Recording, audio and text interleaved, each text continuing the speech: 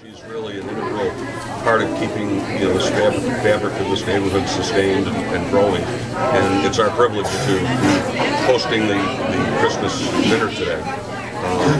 Sister Janice is just a magnificent human being, and as I say, Gary and I and the rest of the Buffalo Renaissance Foundation who supported this are just delighted that we could be part of it. And you guys are here volunteering on Christmas? Yes. And tell me about, how does that make you feel?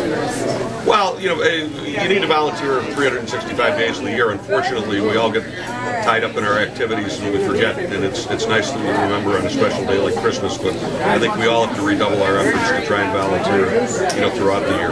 But to your point, it makes us feel great. We're pleased to be part of the process. Great. And how about you? How does it make you feel today? This has always been a very special day. We did this about 15 years ago for a number of years, and somehow we've reconnected with Sister Janice, and it's really quite a great morning, and it's something that we reflect on all year. Great. Thank you very much. And I looked at one fellow and I said, I haven't seen you here. Are you new? And he said, yes. And I said, well, what brings you here? And he said, I came for a food bag because I have 4 children and I lost my job. And he said, it's humbling for me to come here, but I didn't get any food stamps and I didn't get my unemployment yet. And I really felt I wanted to come here because you have a good staff and I knew I'd be welcomed. And I thought about that, and I said, I gave him a food bag. I gave him 2 food bags and said, apply for your toys and stuff, which was fine. And then I walked and I met a lady on staff.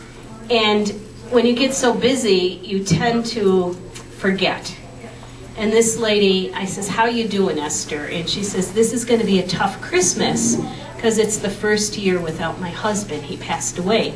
And I thought, here she is, a staff member, and I didn't even have the sensitivity to remember that.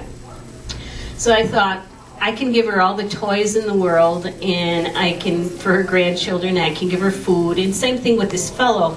But there has to be something more than that, and there is. Our presence with the P-R-E-S-E-N-C-E, not with the present gifts. So I thought about it quickly, and I remembered when I was a child how I felt when I was going to school. I didn't want to go to school because I didn't want to leave my mom and dad. I was very, very sad, and I was afraid of storms, and I just wanted to be with Mom. And she gave me a blanket, and it was a security blanket that I held on to. So when I would go to school, I took this blanket with me, and it made me feel comfort. And it gave me some real joy of knowing Mom was with me. So I had 2 blankets, and I took one and I gave it to Esther. But on the blanket it said, with prayer and the warmth of God's compassionate love, and it has our logo.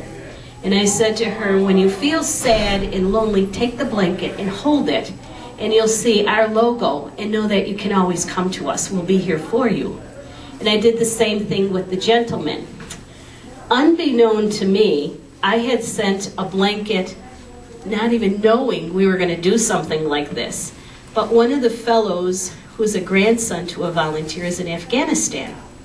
So I sent some little shirts and toys to the children, and I gave him a blanket, and it said, with prayer and the warmth of compassionate love of God.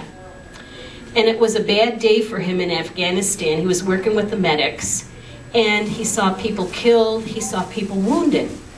So what he did was, he went back to the barracks, and the first thing he grabbed was the blanket. And he said he knew that it had the warmth of God's love, and it had prayer in it. So we started a blanket ministry now. And what we did was, we've been collecting, not only during the holiday season, but we're going to do this throughout the year. And when we meet people who are hurting, we're going to give them this blanket and know that they can come back to us, not only for a meal, not only for a toy, but they'll be able to feel the love of God, and we want to be there for them. So there was an article in the paper about it, but if you ever hear, that's what we're doing. And that's the mission. We're not here just to hand out. We're not here for a temporary fix. We're here because we're supposed to be. You see the neighborhood? It's run down. It's not the prettiest place. but it's a place called home for people. And all of you are a part of it. And I thank you for that, and God thanks you too. And in your heart, when you go back today, just think about where you've been and what you've done and how important all of you are, because you're a part of this place. So God bless you, and Merry Christmas, Happy Hanukkah to all my Hanukkah friends who are here, Dr. Kropp and Lois, and Ian, he's here too. So thank you for coming. You really make the day special. So God be with you, and happy holidays. Take care. They gotta be clear.